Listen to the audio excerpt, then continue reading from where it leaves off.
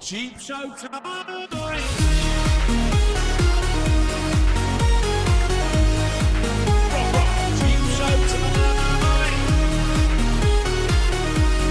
It's the price of shite. CheapShow time! Welcome to Cheap Show. My favourite one. You're losing it, man. My favourite one. Captain Handsome Face. Look at this. Oh, sexy boy. Sexy boy. Look at you, you've got a proper... Oh, I've got a front on in that picture. I do not have a frot on. Thank you guys for joining us. Hello. How are you? We're all right. Thank you for having us. And basically, that was a trailer of one of your episodes, right? This is from what, like 6 years ago? Yeah. Like, this is episode 100. Oh, wow. And when we got to 100, we thought, I can't believe we got to 100. But now we're just round the corner from 400. 400. And that'll be on the 6th of September. Yes. So tell me a bit more about your podcast. So We are. Cheap Show. Yes, thank you. I'm Paul. I'm Eli. Hi. Hello, nice to meet you. No, don't touch me. Okay, fine. And yeah, we started Cheap Show years and years ago. To cut a very, very long story short, we used to do stand-up a lot, improv, sketches. Nice. And then the industry was kind of, I don't know, I was rubbish at stand-up. I was pretty good, but really lazy. Yeah. It's hard stand-up, isn't it? Yeah. I know loads of people who are in stand-up. It's terribly hard. It was hard then, but I think I look at the sort of scene now, what I can see of it, and think, wow, it must be impossible now. Yeah, so we decided to ditch out and do a podcast instead. Fair enough, Because yeah. a lot of people at the time, especially in comedy, were almost sniffy about podcasts. It was like, no, I'm going to focus on the live show, the gigs, the Edinburgh runs. And then we kind of pivoted to doing this. It was seen as supplementary, something you did Yeah. On in the support side. of other more important, legitimate career things in comedy, like stand-up, sketch shows, TV, Yeah. But now the whole world has changed, hasn't it?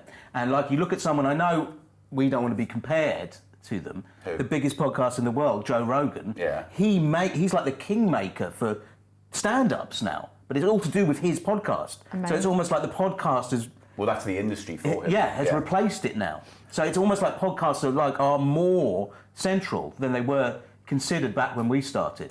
Yes, and also a lot more seriously in terms of, we've taken a lot more seriously in terms of like as an art form. I think people are much more kind of eager and interested to get themselves involved with one. Yeah. So that's kind of what we did. About 9 years ago, we That was 9 decided, years let's ago. start a podcast. Yeah. And we didn't have a format at first for it. And we kind of struggled through by doing a few live shows that mixed the podcast format with like comedy. Then that got filtered out, which did not work. No.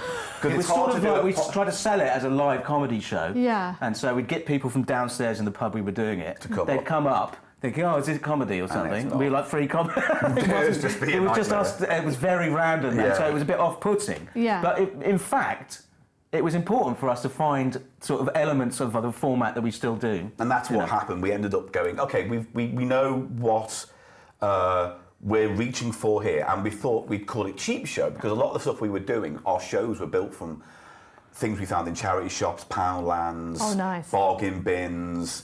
Which everyone's interested in. And weirdly... Especially that London is so expensive. Yes.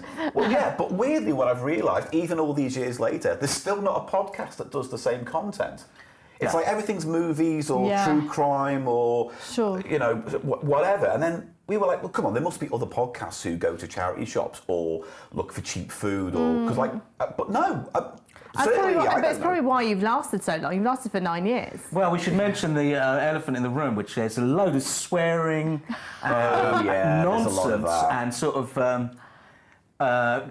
mania on the podcast. Well, the way I like to describe the podcast is imagine the sitcom Bottom smushed together with Esther Ranson's That's Life. Oh, wow. So if you can imagine Bottom and That's Life, or like, I don't know, like Derek and Clive and That's Life, it's that kind of vibe where we basically play exaggerated versions of ourselves in the podcast, where I'm hyper neurotic and a control freak, and he's a lazy wastrel.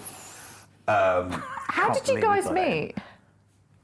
Doing stand-up Yeah, comedy. doing stand-up. Yeah. There used to be a comedy night in London at the Camden Head, the one in Angel, not the one in Camden Head. The one in Camden Passage in Camden Angel. Passage. And they had an impro group there, the Laughing Cavaliers. Yes, which ran for years and years and years, and we were used to do the it. dying embers of that group before. So we had a background there in impro, didn't we? Yeah. I did a drama degree, and I was always into impro, so... And I just like messing about and not having to write material. So and just having a laugh, really. Yeah, so we ended up just basically working together with that. We did a few Edinburgh sketch shows together. Again, the struggle. Yeah. Podcast was a nice little way. Yeah. And then there was a few years ago, about 2 years into doing the podcast, I realised we were getting more numbers from just releasing episodes during the Fringe than going to the Fringe. So it was like, so why would I want to go to the Fringe when I can stay at home, make episodes, get a bigger audience and make money? Exactly. But, you know, as we discussed earlier, the podcast industry is becoming more and more saturated, but you have survived for so long. Yeah. You know, what's your advice for people who are trying to get into the podcast industry? Don't, because we need to keep this podcast going. And the more of you out there that make them, the less people want to listen to it. So I'm going to say, don't make a podcast. Please don't. Please don't. Especially if you're like younger versions of us. Yeah, especially if you like, for some reason, you want to follow in our footsteps. Absolutely don't. No. Never. It is tough, though, to actually think seriously about that question, isn't it? No, I know what the Very answer tough. is. The horrible, boring answer is consistency. And, because the easiest thing in the world to do is put a microphone down with your friends and just talk. Chat. And just talk and go, that's enough. We'll talk about Marvel this week, or we'll talk about Star Trek. Yeah.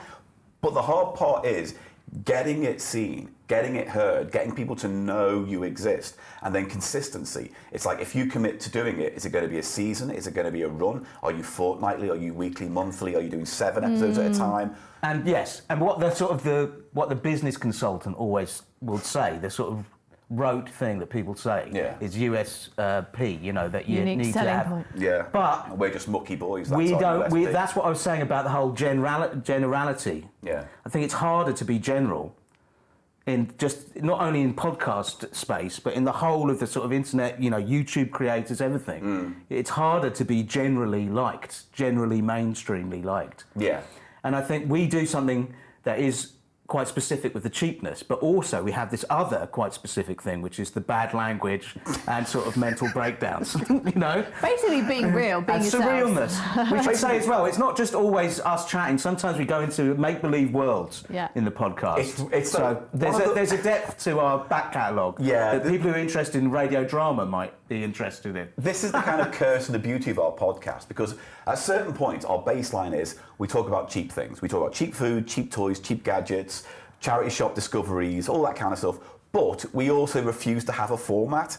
So most of the time, it's like a magazine where we'll have segments. Yeah. And then one week we'll just go, oh, should we go for an out and about walk? And we'll grab our lapel mics and stuff and then do a walk around London in the woods. Yes. Or we'll do an hour-long radio play adventure. Like we've done a Die Hard spoof. Oh, we've wow. done a Indiana Jones spoof, So murder that for mystery us, I thing. think you're talking about consistency. That variety and the formal experimentation has really kept us interested, and I think that's part of the reason that it keeps going as well, isn't it? Yeah, because if it's just the same thing. Yeah. You Week in, basically week need out. a change all the time, so your audience You need to don't change get the bored. chewing gum so that the flavour comes back. Yeah, we want to stay Exactly. minty. It's basically what we're saying, I guess. But And not strawberry. Well, no, exactly. No, Well, you funny you should say that, because that's one of your least favourite flavours of stuff. we're not isn't going to it? get into that today because it'll just be derailed. You know, the 400th episode will be released on the 6th of September. What can we expect from that episode? Can you give us a little tease? Yeah, funnily enough, what we're going to do for our 400th episode is not a podcast.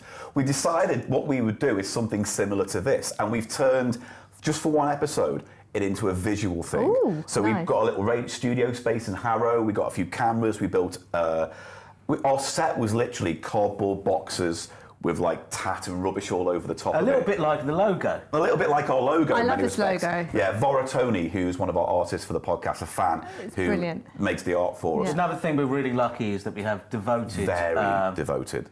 people that work with us with the artwork. We should mention Yvonne as well, shouldn't we? Yvonne, we have a magazine for our podcast. Great. which comes out every few months. And so as a result, all those people helped with 400. So we had Vora design some of the art. Yeah. We've had some animation. There's a song in it. There's all kinds of little bits. So we've decided to do a 90-minute TV pilot Great. of Cheap Show, even though it's not really a TV pilot. Wow, I look forward to watching Yeah. and listening. And it'll be on YouTube To the live, Cheap Show. 6th of September. I think 8 p.m. we're going to do a live thing where we put it on Brilliant. and everyone can watch Okay, it. a premiere on A YouTube. premiere, then. yes, that's what I believe Right. the kids say.